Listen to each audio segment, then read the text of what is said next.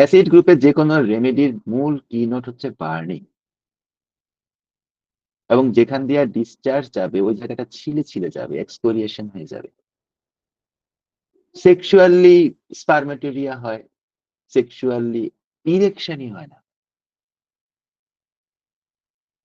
ফিজিক্যালসে কি হয়?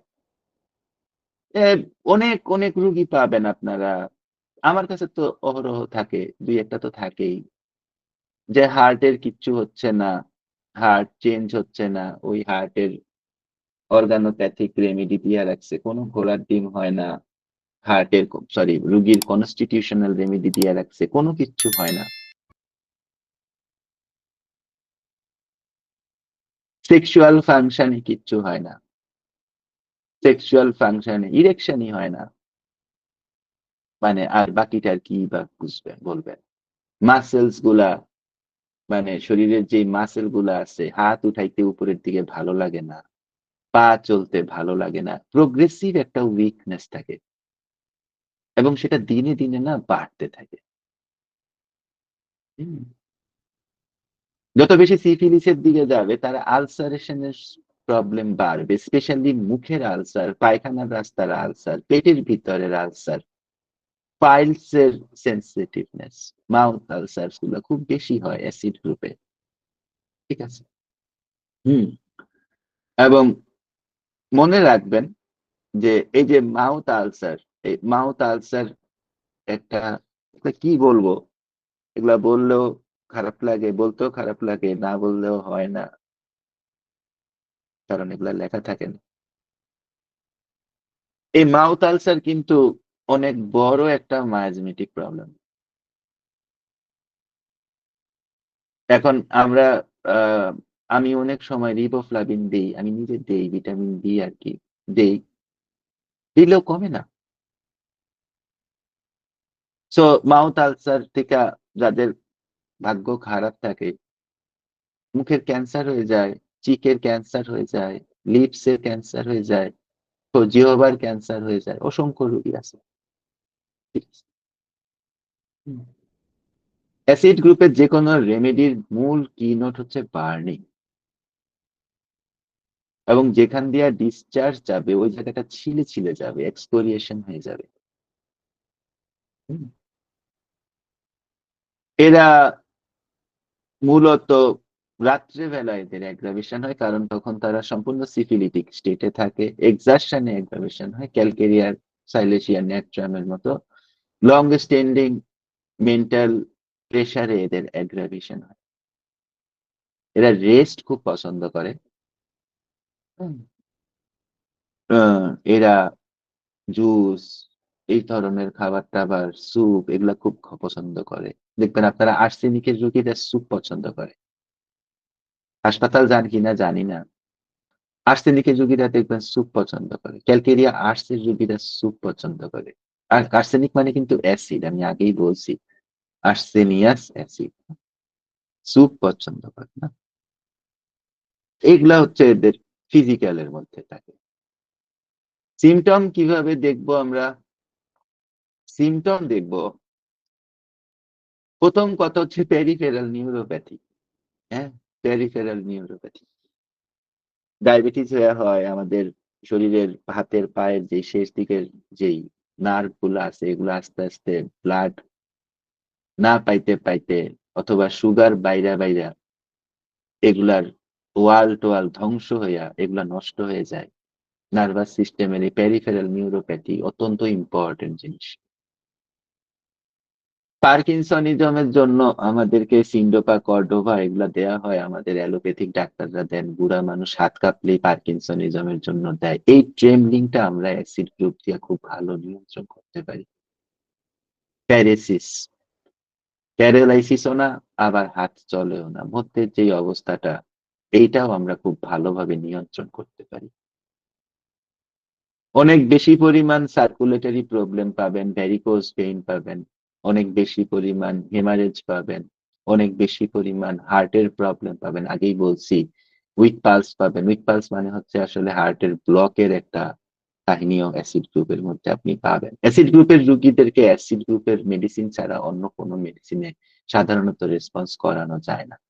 আপনি কষ্টিকামের রুগীকে অন্যান্য কিছু কিছু মেডিসিন দিয়ে সিমটোমেটিক্যালি রেসপন্স করাইতে পারবেন, কিন্তু অ্যাসিড গ্রুপের মেডিসিন ছাড়া অ্যাসিড গ্রুপ রেসপন্স করে না।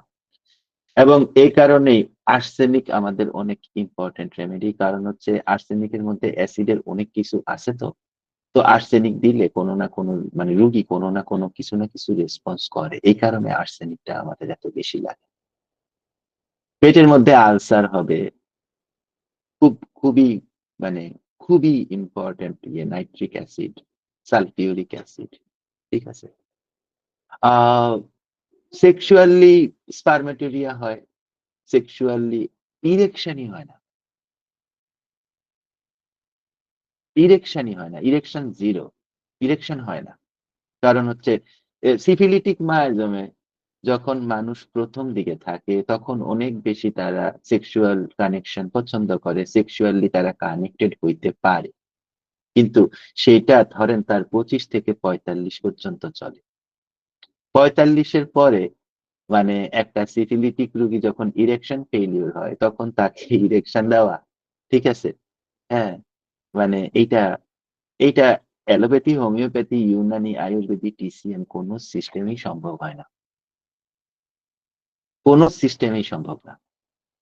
কারণ syphilis miasm, cancer miasm, tubercular miasm, আপনারা যদি রুগীগুলাকে ঠিক মতো স্টাডি করেন, আপনারা আমি আমার অ্যাডভান্স গ্রুপে মায়াজম নিয়ে অনেক কথা বলি। আমি এই কারণে বলি কারণ আমি জানি যে আসলে এগুলা ছাড়া কিছু করতে পারবে না। হ্যাঁ, বুড়া আঙ্গুল মুখের মধ্যে দিয়ে বৈশা সারাদিন চেম্বারে বৈশা বৈশা আঙ্গুল চুষতে পারবে, এর বাইরে কিছু করতে পারবে না। ঠিক আছে, উঠবে না, উঠবে না। হ্যাঁ, উঠে না, উঠে না, এই রুগীগুলা উঠে না। মায়াজম যখন প্রমিনেন্ট থাকে তখন রুগী উঠানো মানে ওইটা অত্যন্ত কঠিন ব্যাপার হয়। এবং সেই রুগী নিয়ে ভাবতে হয় 2-3 ঘন্টা, 4-5 ঘন্টা ভাবতে হয়, হয়তো গোসল করতেছি, মাথায় শ্যাম্পু করতেছি, ভাবতেছি, হয়তো দাঁড়ায় দাঁড়ায় নিজের বাগানের গাছ দেখতেছি, ভাবতেছি। মায়াজম নিয়ে অনেক ভাবতে হয়, নতুবা মায়াজমেটিক রেমেডি বাইর করে ওই যেগুলা এখনকার মূর্খগুলা বলে যে আমরা সিমটম সিমিলারিটি ধরে রেমেডি দিয়ে দিলে। হুম, আহ, সবচেয়ে বড় কথা হচ্ছে মানে এরা হোমিওপ্যাথি ডেপটি বুঝে নেই। ঠিক আছে। অ্যালবুমিনুরিয়া খুব ইম্পর্টেন্ট অ্যাসিড গ্রুপের মধ্যে, কারণ অ্যাসিড গ্রুপ সিফিলিটিক স্টেজের রেমেডি তো। অ্যালবুমিনুরিয়া খুব ইম্পর্টেন্ট। এবং অ্যালবুমিনুরিয়া কন্ট্রোল করা হোমিওপ্যাথিতে, অ্যালোপ্যাথিতে, অ্যালোপ্যাথিতে কন্ট্রোল কিছুদিন থাকে, তারপরে আস্তে আস্তে সিকিডির স্টেজ বাড়তে থাকে, রুগীটা শেষ হয়ে যাইতে থাকে। আর হোমিওপ্যাথিতে অ্যালবুমিনুরিয়া কন্ট্রোল করা মানে হচ্ছে পাহাড় জয় করে ফেলানো আর কি। হুম, পাহাড়ের বাধা টিকে।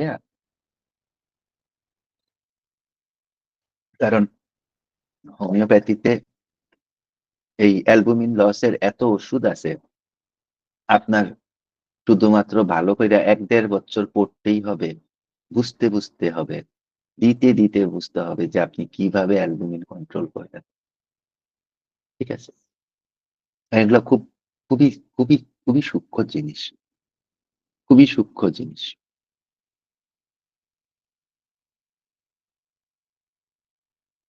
এরা ইমোশনালি কলাপস করে। এরা বলে যে আমি ব্যথা সহ্য করতে পারবো, কিন্তু এই যে এত ভোগান্তি ভুগতেছি এটা আমি সহ্য করতে পারবো না।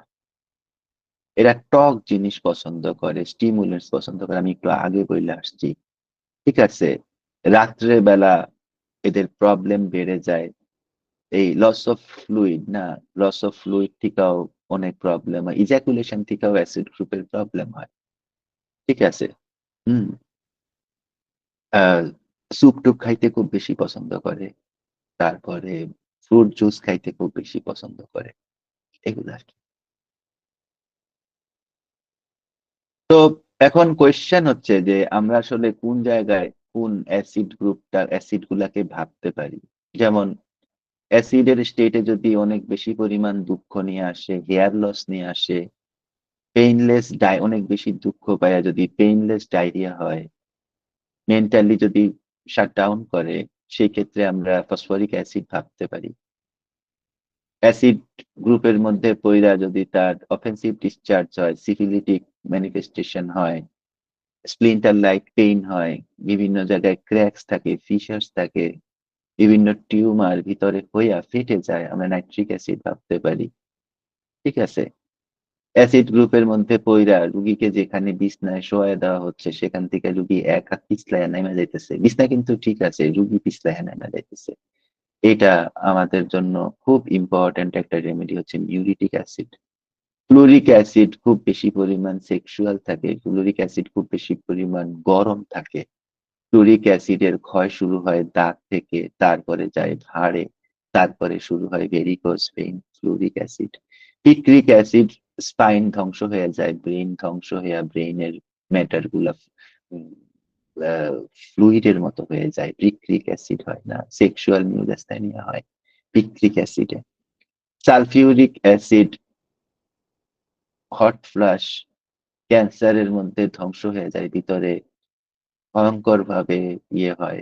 সালফিউরিক অ্যাসিড অনেক বড় রেমেডি, এবং সালফিউরিক অ্যাসিড আমাদের রেমেডিকে কভার করা যেইভাবে আছে, to be very honest and frank, 10%